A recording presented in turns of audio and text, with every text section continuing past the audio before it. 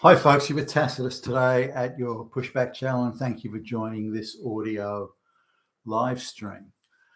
In this essay, I'd like to talk about the politicization of the justice system, of the court system, of the supposedly independent sort of Department of Prosecutions, how judges are meant to hear cases and how they're meant to comment on them and so on. Now, just recently there was a case in Australia, and I've seen a number of these, so I'll talk a bit about them. A judge was hounded out of office because when they were hearing not so much a rape case, but more an unwanted sex type case. And bear in mind, the definition of rape has expanded out of all proportion to what it once was. And there's various degrees of it now, and talking to a judge or one of the judges, sounds like I'm name dropping here, and I'm not. But I'm talking to one of the judges I know that the majority of cases, 10 years ago, they would rarely hear a rape case. But today, the majority of cases they hear that are clogging up the court system are rape cases. Now, you'd say, well, this is incredible. Some may say, well, it must be because of the amount of people coming from other cultures, given the masses and the numbers coming in, therefore it must be all brown and black people being dragged in the courts. Well, not so, actually. It's nearly all white people. Not that there aren't some non-whites, but the non-whites are really, it has to be a pack rape or a particularly violent rape for that to be brought to court. There's certainly an incredible zeal amongst the Department of Prosecutions and the police and the specialist rape units. There's an absolute maniacal desire to get straight white young men into court for rape. It's ideological in my opinion. It's ideological rather than legal. Now, there's a judge that was recently pressured into resigning, and there was a woman who had it was an alleged rape case, and she didn't succeed in it, but there was a loophole in the law that allowed her to claim compensation. So she took that to court, aided and abetted by the activist class. So this is not somebody who's just organically decides to do it. She's got the full support of the activist class, and she's a member of that activist class, certainly as I understand it, or associated with them. And so she tries to take it to court for a special compensation claim, even though she's not been a victim of a crime. Now, her argument basically is, well, even though the court didn't find that I'd been raped, this is her claim, she nonetheless says that she's still entitled to some form of compensation for the trauma and drama of going through the legal process, even though she decided to do it. Now, the judge hearing the case, who wasn't in a position to, nor was it a part of the case that he was hearing, to rule on the case, said words to the effect of, you can't change your mind some months later and decide that you now want to classify it as a rape purely to get a compensation payment. I'm paraphrasing that. Those weren't the words used. And I thought the words were a little caustic that we used. I would have, maybe the guy was having a bad day or something, but I didn't think they were, beyond the pale and appropriate. Certainly not the way that men are spoken to in court. This suddenly was national headline news, and that the left-wing journals and left-leaning media outlets absolutely flogged it, wouldn't let it go, just kept on going. Misogynist judges, evil Nazis on the bench, and so effectively this judge, or in the end, this judge was hounded out of office. Now, there was an allegation that he it said something else to a woman that was considered somewhat insensitive, I think was the term. And I wouldn't have, I looked at that and I thought, well, I can't see the insensitivity there unless you claim that women are uniquely sensitive, and thus any remark could be insensitive. You have the but if you assuming equality before the law and things like that, then you couldn't in a million years arrive at the insensitive conclusion. But nonetheless, now the guy is this judge is hounded out of office. Now he's not a globalist. He didn't come up through the legal activism sort of channels that most legal practitioners do today, and he'd be, I don't know, mid-50s or something like that.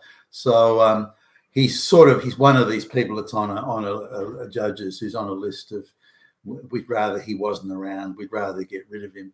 So he's being held to a very unusual standard of he has to be super woke and so on.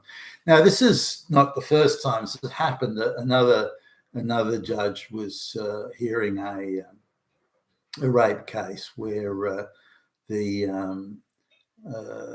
where it was rape within marriage. This one was, which is not sort of. It's particularly one that because the family unit is evil and oppressive, so it's particularly one that the radical feminists want to push, and the legal system as it is today is ever ready to push these pet causes. So they bring this case to court, salivating over the possibilities, and it was alleged that the wife said no, not tonight, I've got a headache or something like that, and he persisted. Then in the end they did copulate, and so the argument was that really she only copulated because she was coerced, because he's a fucking Nazi, fucking oppressor, quite possibly Hitler. And so this was one that you can imagine that. No, I don't know how this woman got hooked up with the radical feminist activist sort of division of the Department of Justice, but she did somehow. And so again, this is all taxpayer funded. If you've got to pay for this thing yourself and you've got to do the heavy lifting yourself, you go, oh, maybe not. But when there are people there saying, look, we'll pay for everything, don't worry, we will take care of everything. All you have to do is just nod. Oh, okay, then yeah, all right, and so people who are so easily persuaded just go along with this, and next thing you know, there's a court case. Now the judge said in the case that it's not unusual if the partners have a bit of a wrestle or something before copulating. So he didn't see the which was very mild coercion. He didn't see that as being an indication of rape or forcible rape or something like that. So now this was jumped all over, but the feminists went hysterical over this. He is condoning fascism and Hitler, and they just went absolutely crazy along ideological lines.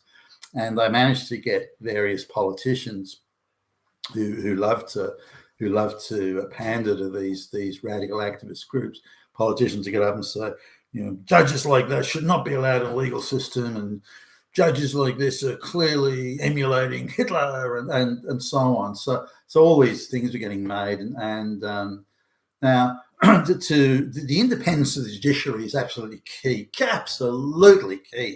to an independent an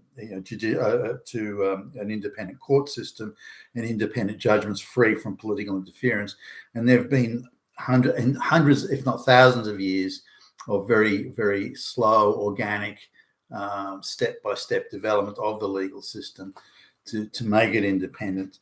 Now, the fear of a non-independent judicial system is that whoever is in government can control the legal system to go after the people they don't like.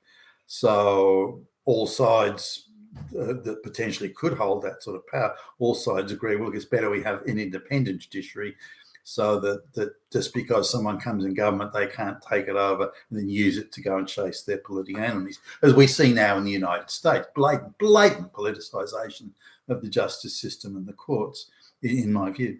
So this is the same thing where the independence of the judiciary is under threat. Now, I may not like what judges decide, like I may not like election outcomes, or there's a lot of things I may not like. I may not like the weather, for goodness sakes, but the issue is that I'd rather it was not controlled directly by anybody, that it was independent and was able to rely on the facts and the evidence that was presented to the court. I'd rather it was that way. And people argue, well, that's imperfect because every judge has to be a black lesbian, otherwise there's no judge. No. It must be independent based on facts. Now, we've had a big assault on the judiciary that facts and evidence are in fact, fascist, Nazi, and Hitler, and yada yada.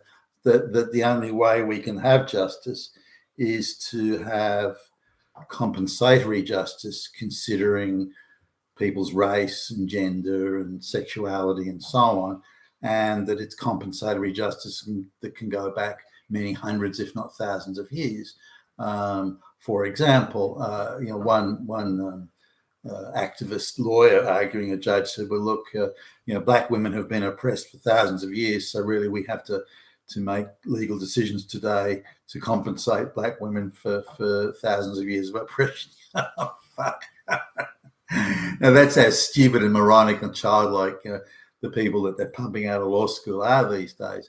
But these are people who believe that judicial independence and the facts and evidence is fascist, is Nazi, because it doesn't take into account, as they would see it, the social justice issues of, again, race, gender, and sexuality, such as whether someone's transgender or something or not. So it's a victim hierarchy, and the person with the most victim points, or in the parlance of today, the least amount of social power, must be the victim, and the person with the most amount of social power must be the oppressor. The oppressor must always be guilty.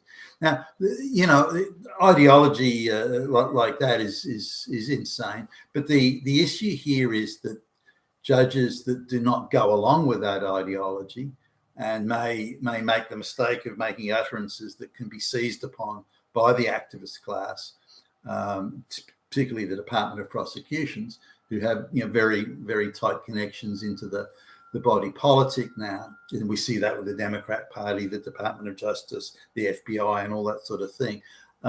They're able to absolutely subvert justice, and so that the facts and the evidence become utterly irrelevant as they pursue ideological outcomes. So when you have a situation where judges can be got rid of because they're not woke enough, and where they're not feminist enough, or they're not anti-racist enough, or these sorts of things, when judges can just be got rid of, then your judiciary is no longer independent. By definition, it cannot be independent in that sort of situation. But the reverse isn't the case. If somebody arbitrarily accuses a straight white man of being a neo-Nazi fascist Hitler, that isn't considered to be beyond the pale, which it clearly is. That's fine. So as long as you're activist in one direction, then you're okay. It's like BLM and Antifa can burn down cities and torch whole neighborhoods, murder people, and do all that sort of stuff. Well, that's okay. So again, we come back to judges who are acting in service of the globalist project, spreading social discord and destroying straight white males, destroying the family, and judges that or judicial officers generally that are serving that globalist purpose. They're okay. They're fine. Those are the sort of people we want. But any judge who doesn't is going to be hounded out of their position. Now, judges, the senior judges are meant to be there for life, and this again is very, very critical to having judicial independence. If you have independent judges that are there for life, you can't get at them. They're quite well paid. Probably not enough money to go places in Sydney these days, or a big city, big Western city, but they're quite well paid, and they retire in reasonable comfort. And they have to be independent, and they have to be free from all political interference. But that's no longer the case. The political interference is real. Now, technically, again, they're appointed for life.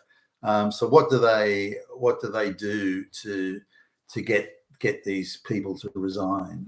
How how do they achieve that? Do they hold something over them? Are they bribed? Are they threatened? Or what? But it's the same sort of process. How do they get to politicians? How do the globalists get to politicians and get the politicians to agree to the mass migration that the population clearly doesn't want? I don't know how the judges have got to, but they clearly can be. Otherwise, why would you resign? This judge could have another 15 years of quite well-paid employment, but somehow he just decides, oh, well, I think I'll move along. So there has to be something. The guy's either been offered something or threatened with something. So, but I've noticed this as a number of judges that have been sort of got rid of because but it's all one way. It's all the judges that aren't woke enough, that aren't feminist enough, that aren't pro LGBTQ enough. It's those judges, only those judges that are being thrown out. Judges that are again, arbitrarily without evidence accusing straight white males of being fascist Nazis and Hitlers. They're okay. They can stay. That's good. We want that. And I think it's a sad and rather terrible indictment of the politicization of our legal system. There's now the whole body politic thinks, well, that's okay, because even politicians that are on the reverse side of this, that should be the ones that are saying this is an outrage that the judiciary is being tampered and interfered with in this way. No one's saying anything. No one's pushing back. There's not one media outlet that I'm aware of that's saying anything about it, or other than cheering it on. And there's plenty of those. But it's I think a huge danger to our entire wider democratic process: independent judiciary, free and fair elections, rule of law, due legal process, and so on. These are all the foundations of Western civilization. They're all being, if not chipped away, thrown out the window entirely. You've been Tacitus today. You're a Pushback channel. Thank you for that.